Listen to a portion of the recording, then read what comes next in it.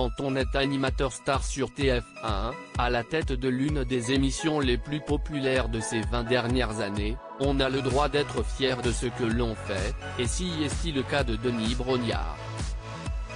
Aux manettes de Koh-Lanta depuis 2001, il a accordé une interview fleuve aux lecteurs du Parisien, qui ont pu lui poser de nombreuses questions sur ses multiples projets. Revenu récemment du tournage de la prochaine saison de l'émission Survivaliste qui se déroulera en Asie, le compagnon d'Hortense n'a pas évité les questions souvent taboues sur l'argent.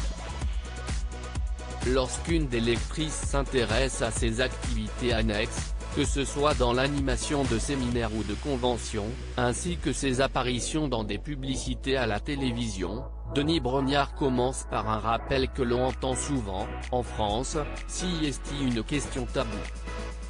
Assez réticent sur l'idée de dévoiler réellement son salaire, il finit par en dire un peu plus.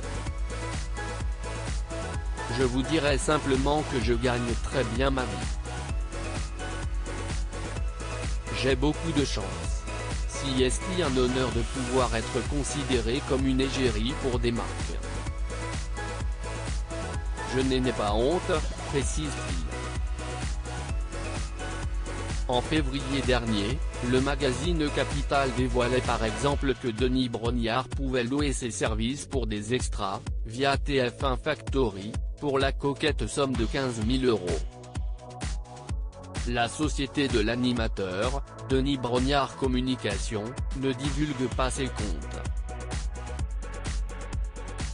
Mais, selon nos informations, elle a dégagé, en 2016, un chiffre d'affaires de 656 509 € et un bénéfice de 268 550 €, ajoutait le magazine.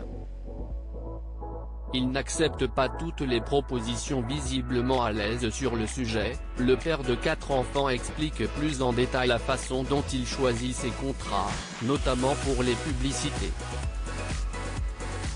Si est-il aussi des rencontres. Je partage, par exemple, la passion du sport avec le patron de Nintendo. Pour ASU 2000, j'admire le parcours de ce type parti de rien, indique-t-il, avant d'ajouter qu'il a tout de même certaines valeurs qui l'empêchent d'accepter des propositions. Je n'accepte pas tout. J'ai refusé d'animer une convention pour American Tobacco. Ça ne correspond pas à mon éthique. À l'aise sur un sujet aussi tabou que l'argent, Denis Brognard montre encore une fois qu'il est véritablement tout-terrain.